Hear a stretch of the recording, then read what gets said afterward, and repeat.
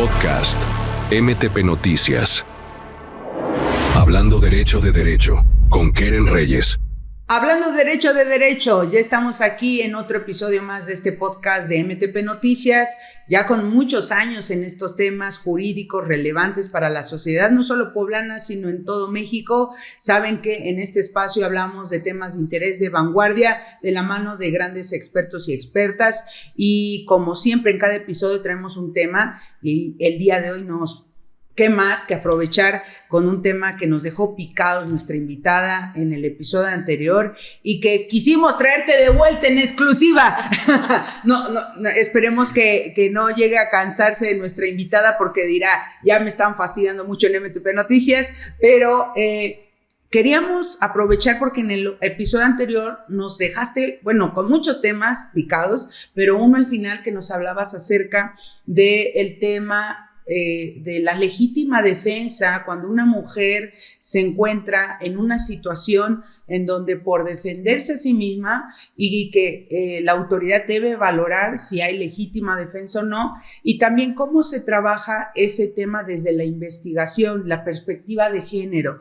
Y lo comentamos porque nuestra invitada es una experta en temas de género. Nuestra invitada ha sido capacitadora, ponente en diversos foros, ha hecho artículos de investigación en temas de prisión preventiva, de derechos humanos de las mujeres, de personas en situación de vulnerabilidad, y justamente por el trabajo que vienes realizando, que no es sencillo, y que además nuestra invitada trae una carrera muy amplia en la formación, capacitación de personal judicial, de personal administrativo, y con todo ese bagaje de experiencia, la importancia de cuando se resuelven estos temas, ¿quién los resuelve? ¿No?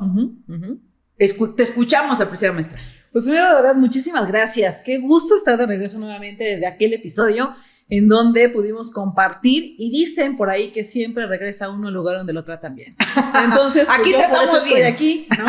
Y encantada de poder colaborar y compartir con ustedes siempre estos temas tan interesantes. Sí, justo en aquella sesión hablábamos ya al final precisamente de este contexto, y creo que es importante hacer esta pausa y analizar, ¿no? Desde el inicio de la carpeta de investigación, porque estos casos que conocemos hasta la etapa de ejecución, hay que decirlo, es derivado de una inadecuada defensa jurídica, de una impartición de justicia no objetiva, no imparcial, en donde por supuesto hay violación a los derechos humanos de las mujeres que desgraciadamente, decantan en una privación de la libertad desde el inicio del procedimiento. Entonces, ¿qué hacer cuando estas mujeres en una legítima defensa, yo creo que hasta suena muy elegante y muy jurídico, legítima defensa, en un natural y sobre todo instintivo, ¿no? Espíritu de superación y de sobrevivencia,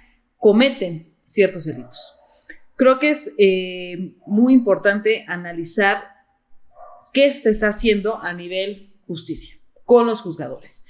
Hay un avance legislativo en la creación de leyes, y digo leyes porque aunque sabemos que es este conjunto de políticas públicas encaminadas a poder erradicar la violencia de género contra la mujer, y entonces hablamos, o se nos puede venir a la mente, a ti, a mí y a todos nuestros seguidores y oyentes, Ley Malena, Ley Olimpia, Ley Ingrid, Paola Buenrostro, ahora claro, contra el feminicidio, y de pronto, de verdad, Ley Alina. Mira, yo estoy con una postura personal donde no tengo nada en contra de los nombres porque sé que es parte de visibilizar a las mujeres. Claro, y las violencias, ¿no? O los contextos.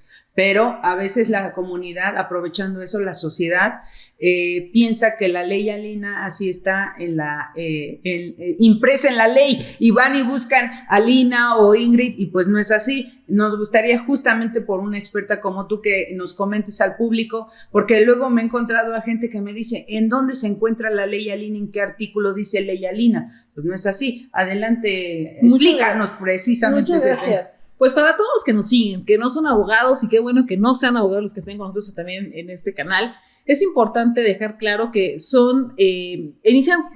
valga la redundancia, digamos que comienzan como una iniciativa, una propuesta legislativa por algún diputado, diputada, senador, senadora que con un tema fundamental de violencia de género contra la mujer, propone al legislativo una serie de reformas. Es un conjunto de políticas públicas. Las llamadas ley, con el nombre que sean, Malena, Ingrid, Paola Buenrostro, Alina, ¿no? Todas en su conjunto buscan reformar, por supuesto, artículos, supuestos jurídicos concretos en los códigos penales de las entidades, pero también vienen aparejadas con otras disposiciones normativas como son las leyes generales de acceso. Es decir, hay una reglamentación y se propone un cambio sustantivo, sobre todo en otras legislaciones. No es que tengamos una ley, ahora sí que decir a rajatabla, donde va a decir ley Mariela y está compuesta por 15 artículos. No, y ese es el problema. De pronto dicen, y se va la gente sobre todo también con una mala información, ya la violencia vicaria es un delito reconocida en 23 entidades federativas. No, es una forma de violencia que 23 entidades federativas han incorporado en su ley de acceso, ¿no?, a la violencia contra la mujer. Sí, se confunde la figura de que sea un delito, porque recordemos que los delitos se encuentran establecidos en el Código Penal o en los códigos penales, y lo que tú bien mencionabas, la otra es el reconocimiento, el establecimiento de ese concepto en otra ley, que no es un delito, está reconocido como violencia o alguna otra. Otro temazo, ¿no? La manipulación parental, por ejemplo, también, que en los códigos civiles familiares habla sobre manipulación parental, no todavía en algunos como violencia vicaria como tal.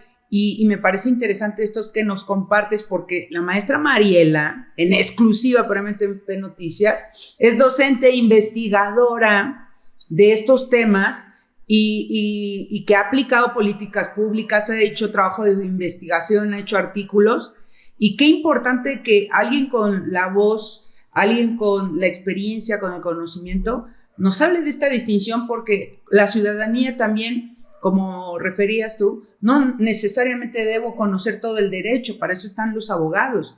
Y qué mejor que alguien como tú, de esta manera tan sencilla, nos compartes y nos comentas en qué consisten estas legislaciones. ¿Por qué? Porque hablaba nuestra invitada acerca de la legítima defensa, pero también cómo es que se requiere que los juzgadores conozcan esta información, pues para aplicarlo, ¿no? Correcto, y de verdad que creo que justo desde la academia de investigación, la publicación de artículos, estar aquí, precisamente en este espacio, contribuye a poder desentrañar ese derecho, a hacerlo de verdad mucho más accesible para todas las víctimas e incluso las posibles víctimas, porque creo que uno de los problemas fundamentales es que no conocemos nuestra propia normatividad, ¿no? De pronto hay gente que inventa delitos, o sea, inventa tipos penales que no lo son. O artículos, ¿no? O luego ni la Constitución sabemos cuántos artículos tiene. Por ahí algunos que les preguntaban, sin decir nombres, ¿verdad? Jueces, magistrados, ministros, les preguntaban cuántos artículos tiene la Constitución y ya inventaban números que sí existían, ¿no? Sí. Entonces, efectivamente. Y entonces, bueno, ¿qué pasa cuando no conocemos nuestro marco normativo? Y entonces no sabemos realmente qué conductas están prohibidas y cuáles no. A ver, no estamos hablando si tenemos la capacidad y en ese proceso de intercriminis y una premeditación para poder llevar a cabo una conducta reprochable. No, claro. Estamos hablando de que se cometen delitos. ¿Y qué pasa cuando las mujeres, precisamente en un acto de sobrevivencia, hay una defensa de su integridad? Puede ser que incurran no necesariamente en un delito mayor, como puede ser homicidio, puede ser unas lesiones. Pero lo cierto es que creo que los juzgadores y sobre todo ministerios públicos, incluso me atrevería a decir a veces los asesores victimales, no tienen esta capacidad o esta empatía de conocer realmente el caso a profundidad. Establecer incluso una teoría del caso con perspectiva de género. El identificar que si esa mujer cometió un delito, porque al final de cuentas hubo una afectación, ¿no?, del bien jurídico tutelado de la salud, la integridad física del sujeto pasivo, fue en un acto de defensa, en un acto de repulsión, que estábamos incluso antes de un delito de lesiones, de una tentativa de feminicidio. Claro, y la línea tan delgada que ahorita nos dejas entre la tentativa de feminicidio o lesiones, ¿no? Y eso es un temazo porque tú en un espacio, en un foro jurídico, tuvimos la oportunidad de coincidir y compartir acerca de el tema tan relevante entre las razones de género, la legítima defensa y cuándo se pueda sancionar pues en este caso un feminicidio, o cuando no se encuentran justificadas estas razones de género también, y que dejan en estado de vulnerabilidad también a la víctima, porque la línea es bien delgada entre legítima defensa o no, y también entre razones de género o no, porque no se prueban. Y en ambos casos está la perspectiva de género que nos hablabas en el anterior programa.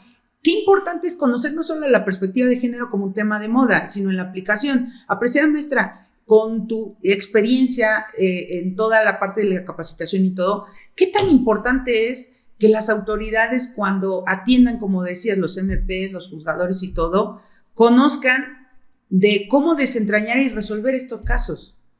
Fundamental. Si desde el inicio la carpeta de investigación no es lo suficientemente sólida, va a dar origen a dos escenarios: o una reposición de procedimiento, sí, en este caso la persona imputada tiene los recursos para llevar a cabo una defensa, pues sí, finalmente instar a las diferentes autoridades que conozcan del tema, sin necesidad incluso de agotar el amparo, o de lo contrario tendremos un caso en donde evidentemente pues va a haber una persona que va a salir sentenciada, cuando no tenemos la total y absoluta certeza y credibilidad, como señala el propio Código Nacional de Procedimientos Penales, que el juez de tribunal de enjuiciamiento tenga la convicción. Claro.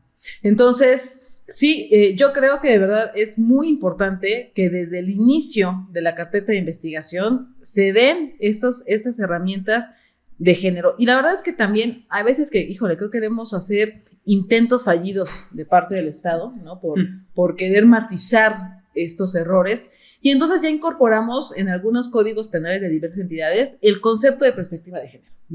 O sea, como ya no es suficiente con que lo tengamos en la Ley General de Acceso, ¿no? Para remachar, ¿no? Para que no digan que no se aplicó. Para que no digan que no sabe, vamos, feminicidio, ¿no? Y después de reglas comunes, porque entonces también empezamos a hacer ahí una cosa rara con los códigos penales. El feminicidio ya lo quitamos en algunos códigos de delitos que atentan contra la vida, y entonces ya creamos un apartado de género. Y ahí ponemos la violencia obstétrica, la violencia política, ¿no? El feminicidio. Y entonces de pronto la gente dice, bueno, a ver, pero estos delitos de género, y lo platicamos. Si tú me preguntas de mí ahorita, auditorio, oiga, maestra, ¿me podría usted mencionar un delito en donde esté implícita la violencia de género? Yo les diría cualquiera.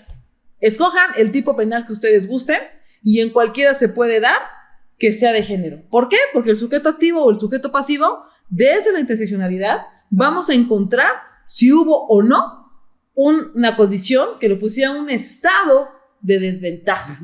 Incluso las motivaciones que tuvo para poder cometer ese delito forma parte de la perspectiva de género, no a manera de justificación. Claro. No estamos hablando que el delito no se haya cometido. No, por supuesto que se cometió. Pero, a ver, si tenemos un parámetro en las penas, porque todos los tipos penales establecen un castigo, ¿no? Sabemos que el jus punendi del derecho penal es cárcel. Aunque sean 6 meses, pero es cárcel. No, y haciendo una pausa, en la sociedad en muchos casos no tenemos la idea de unas penas no tan graves, al contrario, queremos que sufra quien nos la pagó, ¿no? Y que sufra con cárcel, cuando no necesariamente en todos los casos sea así, y no por eso quiere decir que ya se subsanó, que ya se reparó el daño, o que ya se reconstruyó el tejido social, no necesariamente con esto que nos comentan. Y no escuchamos muchas veces también, a ver, cuando hablamos de la reparación del daño, porque al final de cuentas todos los tipos penales tienen una pena, es un parámetro del mínimo al máximo. Y necesitamos obviamente reparar el daño. Atendiendo el origen de la reparación del daño, es esa ofensa que se causó. No significa que reparación del daño es sinónimo del dictamen en materia de psicología, donde se cuantifica cuántas sesiones voy a lograr yo aspirar en algún momento a reparar el daño que me hicieron por el hecho.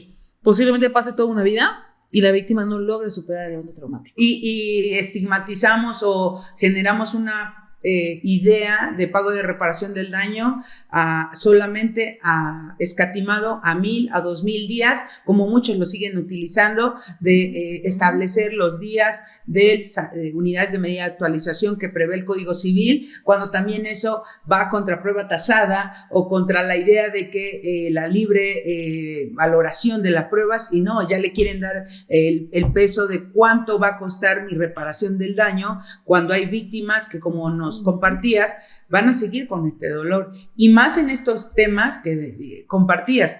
¿Cómo es posible que exista sí un título o un capítulo dedicado a estos delitos, pero eso tampoco asevera un éxito en que los asuntos disminuyan, ¿no?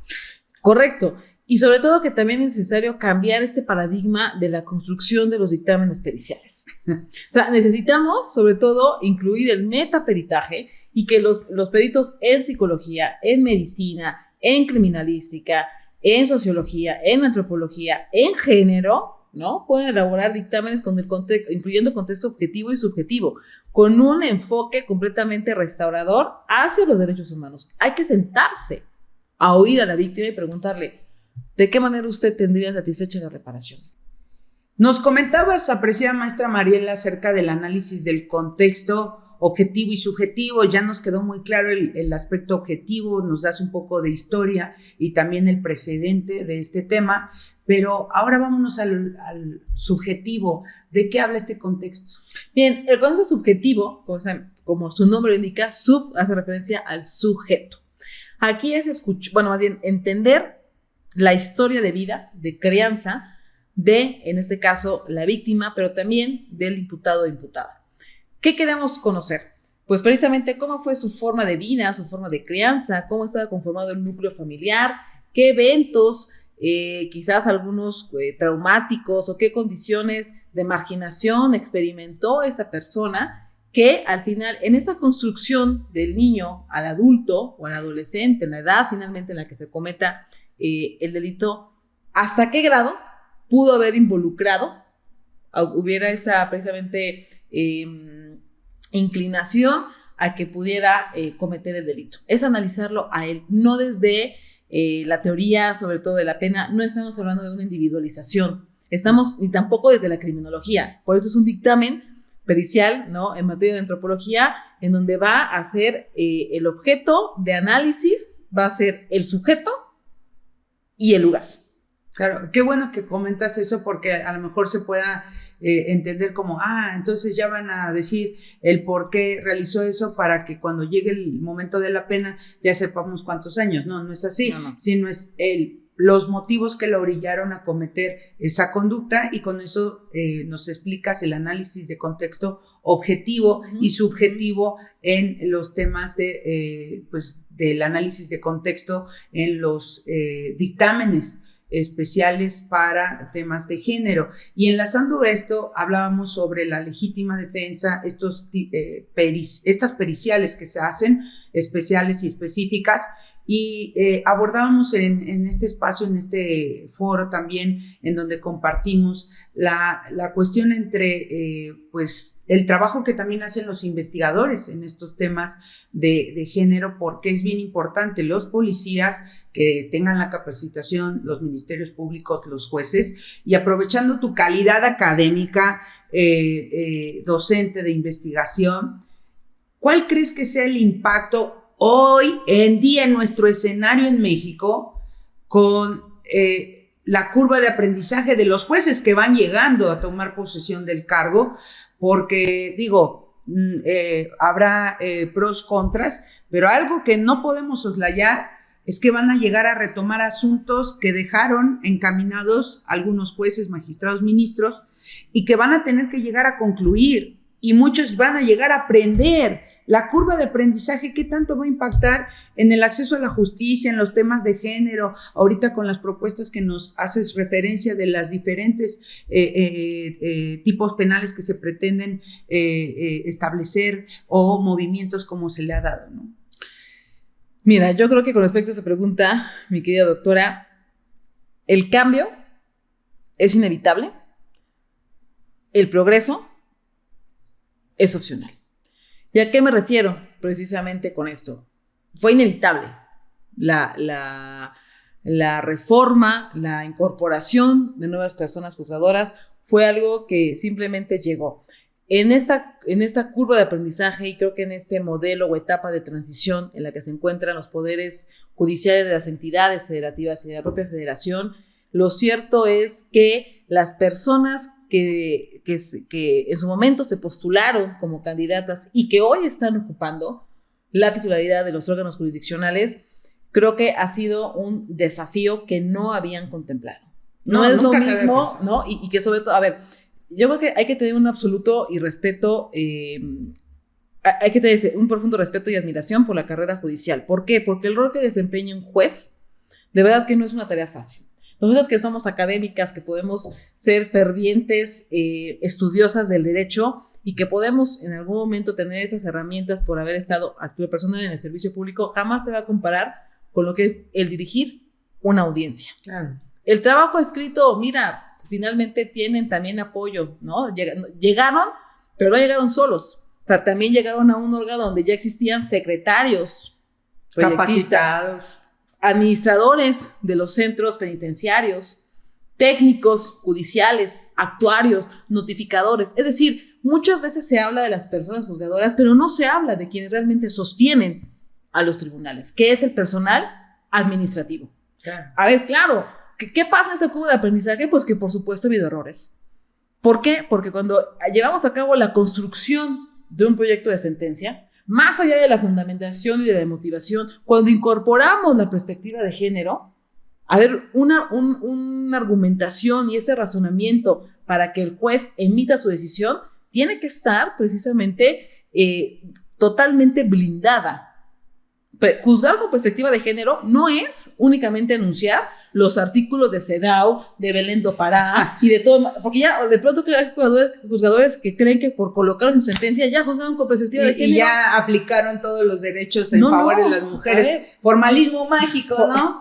Con la varita mágica te doy perspectiva de género, ¿no? Y yo siempre he dicho, ¿por qué? De verdad, ¿por qué no hacemos uso de las herramientas metodológicas que ya existen? A ver, el nuevo Poder Judicial de la Federación ha generado una guía de audiencias. Claro, y de conducción. Guía de conducción de audiencias para pruebas periciales. La última recientemente que emitió fue en etapa de ejecución. A ver, o sea, volvemos a lo mismo. La gente llegó no solamente con la aspiración y el deseo, independientemente si tenía el conocimiento o no, ya llegó. Bueno, pues creo que es responsabilidad individual. Claro. Y que también precisamente por eso serán, ¿no?, observados, porque al final de cuentas todo juzgador y todo servidor público se mide por competencias, por objetivos y carga de trabajo. O sea, ¿esos expedientes sufrieron un rezago? Sí, la respuesta es sí. ¿Por qué no podemos mentir? En esta curva de aprendizaje, como cualquier persona que se va de trabajo y que llega a otro, pues no puede sacar los pendientes que dejó, ¿no? O sea, le va más o menos entrando y trata de sacarlo urgente. Aquí creo que lo que tenemos que no perder de vista es que en la materia penal siempre hay un riesgo, ¿no? En la parte sobre todo de la resolución sobre cateos, sobre órdenes de aprehensión, sobre intervención de comunicaciones, sobre medidas de protección. A ver, las personas que llegan tienen y tuvieron que entrar a un ritmo en donde ellos subieron a un tren bala que sí, no se iba a detener. Y ¿no? Muchos se subieron, pero quizá unos se quieran bajar, ¿no? Dicen, en la próxima me bajo, ¿no? O sea, sí, pues lo que pasa es que estaban acostumbrados a lo mejor al ritmo del metro de Ciudad de México y entraron, ¿no? Es que a ver, sí, o sea, la carga de trabajo. Y también yo creo que es válido decirlo. Yo creo que todos tenemos también la oportunidad y hay que tener la sabiduría de decir un paso atrás cuando esto no es lo mío. No es lo mismo desear ser juez, allá hacerlo. Yo creo que también es válido decir, pues la verdad esto no es lo que yo pensaba.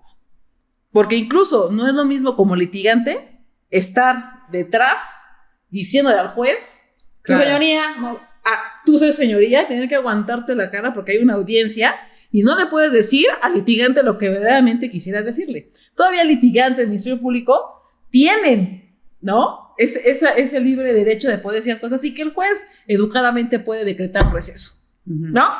Y ya, y va y despotrica contra su secretario y le dice, ¿cómo es posible? Y regresa y todo en orden. ¿no? O sea, como que no pasó nada. como que no. Bueno, pero las personas que llegan, muchos litigantes, hay que decirlo también, querían ser jueces, ¿no? Académicos que no tenían la experiencia nunca de servicio público. Ni siquiera de audiencias, ¿no? Y ya fueron. Sí. Digo, bueno, hay muchos que dices, bueno, al menos les aguaron audiencias, pero unos que ni no, audiencias. Hay quienes de verdad se han dedicado por completo a la investigación y está muy padre escribir libros, pero nunca es lo mismo que vivirlo, el termómetro de lo que se vive en los juzgados, esta presión. Y entonces la verdad es donde yo sí creo que en materia penal y materia familiar son las ramas del derecho que no solo estadísticamente nos demuestran que las entidades federativas son las que tienen más carga de trabajo, incluso yo me atrevo a decir que mayoritariamente es la carga familiar, es materia familiar. Lo que pasa es que siempre nos concentramos por el impacto que tiene socialmente la materia penal. Pero la carga de trabajo es el familiar y en el federal también, o sea, después de la materia familiar, es laboral. Entonces, ¿qué pasa? Que estos nuevos jueces que llegaron también tuvieron un apoyo, también hay que decirlo, también fueron, pues ahora sí que respaldados por jueces y juezas que ya estaban. Y no quiero que esto se malinterprete como un acto de, ay, todos somos ahora ya la familia judicial. No, pero a ver, el servidor público que está haciendo hoy su compañero, a lo mejor antes de la llegada de esta nueva persona juzgadora, sí hubo todos los sentimientos. Pero en ese momento también le tocó aguantar por lo menos de julio, ¿no? De junio, ¿no? Lo que empezaron a hacer los cambios que se tuvieron que hacer cargo de los órganos jurisdiccionales, que ahora que ya llegó, que ya se incorpora, lo reconoce como uno de los suyos. Pero en esa misma tesitura es, pues si las dos somos juezas, si las dos ganamos lo mismo, pues ya te toca, mi querida Keren, ¿no? Tu pila de experiencia, claro. Tus audiencias. Yo te puedo apoyar en compartir experiencia, en organizarnos, pero ya es tu paquete. Ya es tu responsabilidad. Y entonces habrá ahora que preguntarnos, bueno, ¿cuántas de estas personas en la primera fase, ¿no? Casi me suena como juego del calamar. Entonces sí, con luz verde, luz roja, ¿no? Que ya fueron jueces. ¿Cuántos van a querer seguir? Sí. Y yo insisto, yo creo que tampoco, otra vez volvemos al tema social, tampoco tenemos por qué juzgar, no tenemos por qué criticar si quieren. Ya estás proponiendo un nuevo juego, el juego de calamar de la carrera judicial, ¿no? Ya, el juego de calamar judicial, porque yo creo que ya hay muchos que están ahí esperando, vive o muere, ¿no? O sea, bajo esa tesitura. Y para ir avanzando en algunas conclusiones, porque el tiempo se nos va. La importancia, ya nos has comentado de la capacitación de los jueces, de su preparación en la resolución de casos, porque ahorita van a llegar a muchos a asumir juzgados, cargados de trabajo. No solo ahorita tomamos el tema penal, pero también, por ejemplo, los juzgados de distrito de amparo en materia administrativa, civil, etcétera. Y por otro lado, el tema de la investigación en estos casos con temas de género, y cómo es que también, ahorita nos hemos enfocado a los juzgadores, pero también, ¿qué onda con los policías? ¿Qué onda con los perfiles de los investigadores? Lo comento porque allá hay muchos, por cierto, nos escribieron en el chat, algunos investigadores de las policías de género, justamente que nos decían, en algunos estados ya tenemos esta propuesta conocida como ley Alina, pero ¿en qué consiste? En que se le justifique o se considere legítima defensa en el caso de una mujer que mata a un hombre derivado de que se encontraba en este contexto de violencia, etcétera. Y decían algunos investigadores, ¿cómo manejarlo desde el ámbito de la investigación? Apreciada maestra Mariela, ¿por qué? Porque tú bien nos decías, son trincheras diferentes, la de jurisdiccional, la de defensora, qué fácil es atacar, no, sí, pero a ver, propon, ¿no? Construye, es difícil, y la construcción empieza desde el primer eslabón, que es el policía de investigación. Totalmente de acuerdo. Mira, yo que justo hago siempre esta combinación, y creo que por eso precisamente mi trabajo de investigación tiene este matiz. Me sirvió mucho primero el haber estado en INACIPE como director de investigación para, desde la parte justo académica, metodológica, ver esos temas de relevancia. Después, cuando estoy en la parte de la Fiscalía de Género, me doy cuenta de la complejidad y que de verdad 48 horas no te alcanzan para trabajar una orden de aprehensión. Hay que decirlo. sea, yo lo que siempre decía y comparto con mis alumnos, pues es la magia del derecho penal, ¿no? Porque no es una carpeta a la que el Ministerio Público tiene que integrar. A la par. Y sobre todo cuando te dio con flagrancia, ¿no? Entonces, bueno, en esta tesitura y después, precisamente, durante mi paso en el Poder Judicial del Estado de México y ahora en la Escuela Federal Judicial, desde hace ya algunos años, pues puedo tener esta visión precisamente panorámica. ¿Y qué creo yo? Que invariablemente necesitamos dar una justicia equitativa. ¿Y a qué me refiero equitativa? Yo creo que la creación de esos tipos penales y precisamente iniciativas como la ley Alina están encaminadas a tener una justicia accesible para las mujeres. ¿Por qué? Porque efectivamente ha sido un abuso, principalmente de, en este caso, llevar a cabo carpetas de investigación y procedimientos por homicidio, cuando a final de cuentas se va a salir con una disculpa pública y decirle ¿qué cree que nos equivocamos? O sea, a mí me parece de verdad que no es posible que después de haber tenido privada de la libertad a esta mujer por no aplicar la perspectiva de género, por no conocer conceptos básicos, tengamos una sobrecarga de trabajo.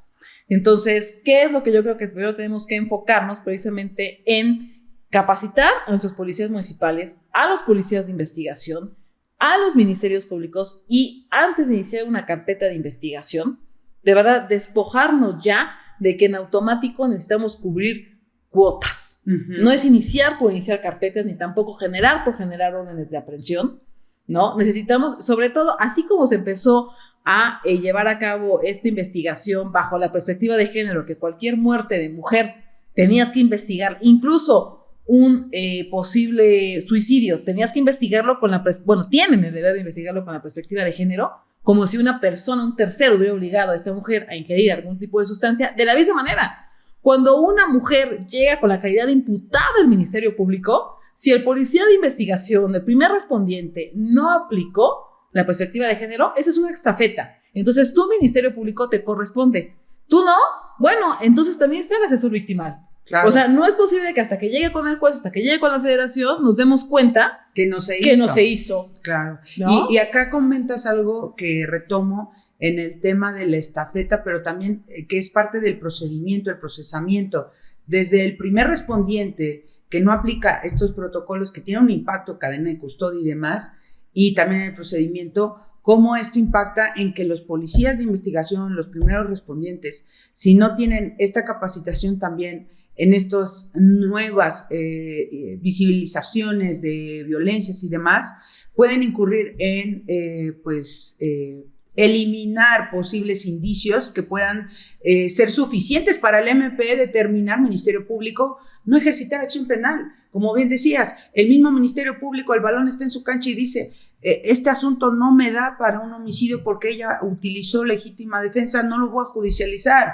Pero a muchos, por cuotas, por números, dice, no, la tengo que llevar y que mejor el juez determine y que sea él el quien aplique la perspectiva de género porque yo tengo un acuerdo de fiscalía que me lo prohíbe o yo no puedo hacer esto. Y dejar muy claro que los policías de investigación, el primer respondiente, luego tienen ese temor de si la pongo o no a disposición esta mujer que se defendió. En el deber ser tendrías que llevarla, sí, y ya que el Ministerio Público se haga cargo, pero tú como primer respondiente, aplicar protocolos, respetarle sus derechos, porque también luego está esta mala interpretación que muchos compañeros policías hacen, que ya quieren casi condenar a una persona. Es decir, ya quieren clasificar el delito, ya quieren decir hasta qué tipo penal le va a corresponder, hasta en los IPHs, cuando quien da la clasificación jurídica es el Ministerio Público, y así lo dice el Código Nacional, que el Ministerio Público determinará si existe o no el ejercicio de la acción penal. Tan es así que puede determinar la libertad en la investigación. Entonces, esto que nos compartes me parece fundamental. Y ahora sí, en modo de conclusión, en un minuto, apreciada maestra Mariela. En un minuto. Pues yo creo que el camino no es fácil, pero necesitamos precisamente empezar. ¿Por qué? Los policías, voy a poner un ejemplo muy concreto, ya para cerrar nada más. Los policías desde el año 2000, ¿qué fue? 2011, si no me equivoco, se reforma el artículo 4 constitucional y se elimina la palabra menor. Se incorpora por primera ocasión, no se nos ocurrió, fue por una recomendación internacional, crear el concepto del interés superior de la niñez e incluirlo constitucionalmente. Y entonces, digo, ¿por qué lo digo? Porque los policías, tiro por viaje, y no solamente policías, también ministerios públicos, también jueces, también magistrados, cuando se refieren a un niño o niña, es, tengo a disposición a un menor. ¿Menor qué? Digo, yo entiendo que cualquier otra persona que no esté dentro de la cadena de justicia pueda. Llamémosle como es. Niño. No, a ver, niño no es despreciativo. Menor sí, eso es peyorativo. El niño, el niña, el adolescente. Entonces, bueno, ¿con qué pongo este ejemplo? Precisamente, si de 2011 a 2025 no hemos podido erradicar nuestro vocabulario, si queremos precisamente empezar con la perspectiva de género, tenemos que hacerlo, porque si no somos nosotros, entonces ¿quién? Si no es ahora, entonces ¿cuándo? No, imagínate, maestra Mariela, entonces cuando ya llevamos 15 años y parece que vamos a bailar el vals del desconocimiento, ¿no? Porque con lo que tú nos dices, ya desde el 2011 a la fecha y no hemos aprendido y estamos repitiendo estos hierros. Apreciada maestra, qué gusto tenerte, qué lujo tenerte también. Y porque sabemos de tu agenda, gracias por estar en esta segunda ocasión. Espero que nos acompañes también en otra tercera, en otra cuarta, quinta y sexta, claro, porque sí, en verdad es un agasajo tenerte y aprovechar todo el conocimiento de ti, de todo lo que has hecho. Síganla también en sus redes, vamos ahí en MTP Noticias a compartir todo el trabajo que también ella hace, y recuerden seguirnos en Spotify, en YouTube, Facebook, en TikTok, en Instagram, hablando de derecho para MTP Noticias con su servidora Keren Reyes, tu abogada. Nos vemos en la siguiente edición. Muchas gracias.